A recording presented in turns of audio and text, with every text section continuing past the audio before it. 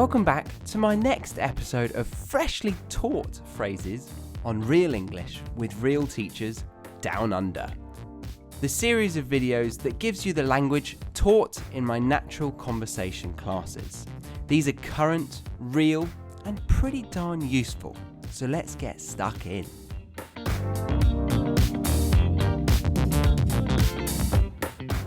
So this first one, it was referring to a student who felt like they were being hard done by their boss. Their boss was giving them a difficult time, and it seemed like their boss just didn't like them consistently, like they didn't even give them a chance to prove themselves, and ended up making their life really difficult at work. Rubbish! How rubbish! I've had that experience. I remember in my first office job, I did not get on well with my boss or supervisor. Could be a line manager or a supervisor. But a phrase you could say is that they had it in for you. They had it in for you. Somebody has it in for somebody else means that they just don't like you. They want to cause difficulty for you and criticize what you do. So he had it in for me. Oh, it was a nightmare. She's had it in for me since day one, since the first day we met. Maybe an ex has it in for you now because you did something bad. Or maybe they did something bad and they're crazy now. Hopefully not. But yeah, to have it in for somebody. Do you have it in for somebody else?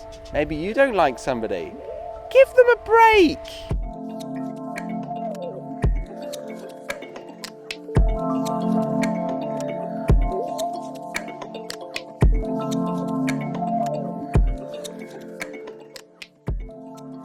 For this video, we have teamed up with a language learning app called Cambly because we think they provide a really great and innovative way for you to turn downtime, which is time where you're not active, you're not working, into productive speaking practice. Imagine one day you are just sitting in the park admiring the Queen's lovely swans, but you don't have anyone to talk to and you want to practice your English. One thing you can do is get this app onto your mobile telephone, and all you need is connection to the internet, and you can connect with native English teachers from all over the English speaking world at the click of a button. So this app is brilliant for people who are really busy. It's available 24/7, and it means that you don't have to plan your lessons ahead of time. So if you want to give Cambly a go for free, then use the link in the description box below and you'll get 15 minutes of credits given to you. And then if you really like it, you can sign up to any of their plans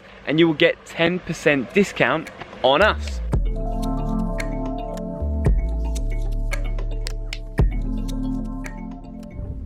If you've ever felt like you were just about to say something and then somebody interrupted you, this phrase could be useful. So I've felt like my girlfriend sometimes interrupts me when I'm in the middle of a joke and I'm about to get to the punchline, the bit that everyone's meant to laugh, obviously, because I put laugh cue cards up, and yeah, she interrupts me. So she is cutting me off. She's cutting me off. This means to interrupt, but it has a lot of different meanings, that phrasal verb, cut off. It could be that your phone call got cut off, the connection got dropped, or the connection broke. You could also be isolated, like if the flood came in and a village was cut off from society for a couple of days. You can't imagine what would happen. Or if you're getting a bit too intoxicated, a bit too drunk in a nightclub or a bar, the barman could cut you off from the bar, which is not what you want if you're in full flow, if you're enjoying the night. But I would say most people would say they're barred. To be barred, that means to not be allowed into the actual bar itself or pub. You're barred. He's barred. Oh, Jimmy, he's barred from the bell down down at Bookham. That was my village, or one of the villages. So to be barred means to be banned from a pub, and to be cut off from the tap or cut off from the bar means that you can't get any more alcohol, which basically means you're barred, because why would you go into that place if you can't drink?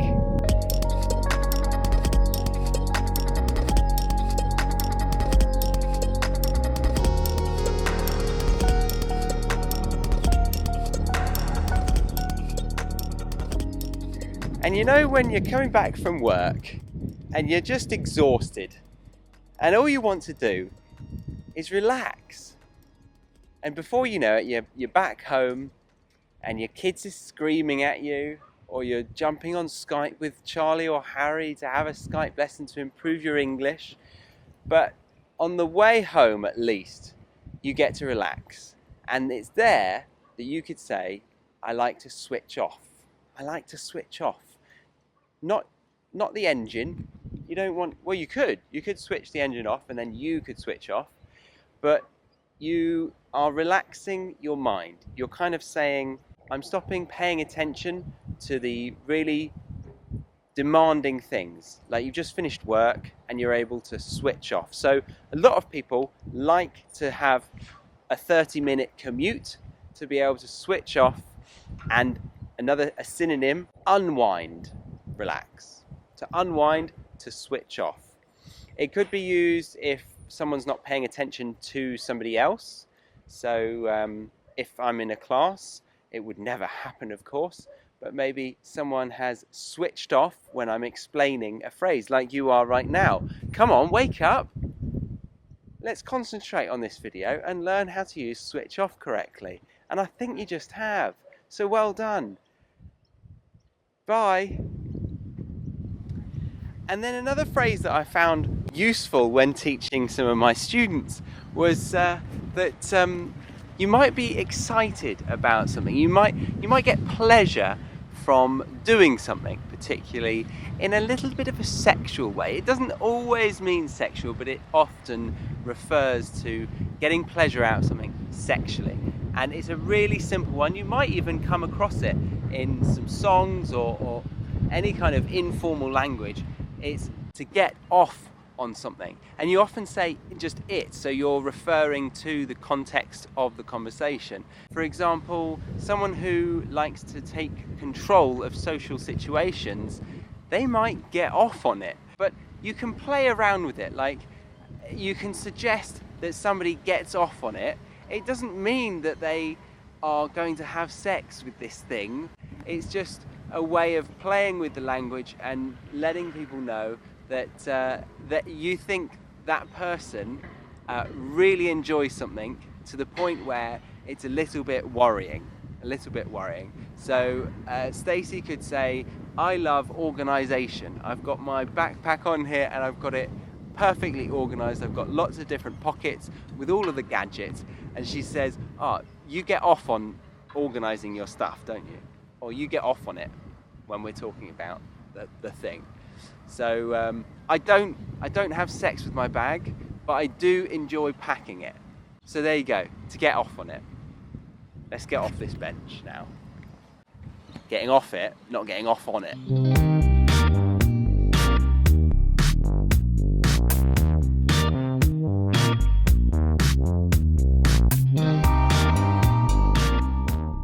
The wind is being unacceptable right now. It's a little bit too strong for me to be teaching you some phrases through video, but I could say that it's just not on. It's unacceptable. You could use this phrase, something is not on, to mean that something's unacceptable and it just shouldn't happen. Maybe you're at school and the teacher has told you off. They've said, swearing at your teacher is not on. It's not acceptable. It's not on. Coming to work drunk is not on. You're fired. Goodbye. Or cheating on me is not on. It's quite a formal phrase to use for a relationship, because it's kind of like they're telling you off in an authoritative way. So if that's the case, that's maybe why they've cheated on you. But it's not on means it's unacceptable or it shouldn't be done. Political situations. You could say Brexit, the indecisions have gone on too long.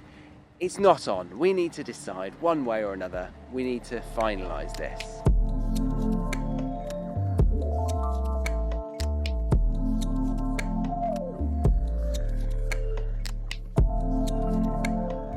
If you ever feel like you need to be told something in advance, or you want to tell somebody, maybe even you just feel like they should know this information before it happens, then you could say, I want to give you a heads up. A heads up. I want to give you a heads... What was that reaction? What was that? That bug didn't give me a heads up that he was going to enter my eardrum. How rude. So I'd like him to give me a heads up, warn me next time that he's coming into my eardrum. Maybe you like to be told when you're being invaded, when one of your orifices is being invaded, or do you like the surprise? I don't know, up to you, your own decision. But it's a good phrase still, heads up. Give me a heads up next time, yeah? Sometimes people like to be surprised when someone visits them for a cup of tea. Come round for a cup of tea next time. Oh, you sure you don't want me to give you a heads up? Do you want me to give you a heads up? No, it's fine. Just knock on the door and we'll have a cuppa. Come round, it'll be lovely. All right, that's fine. I look forward to it. If you come to Sydney, I'd love to see you. Just give me a heads up and I'm all yours.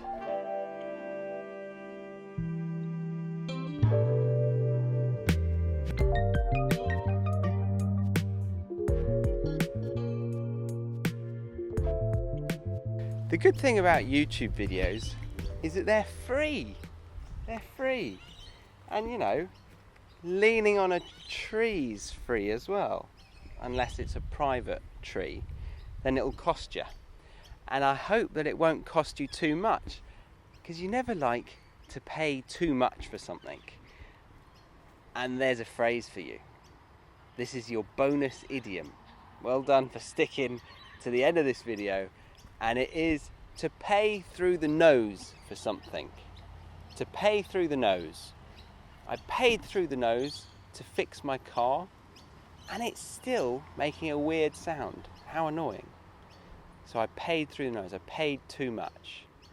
So tell us, what did you pay too much for? Did you pay through the nose?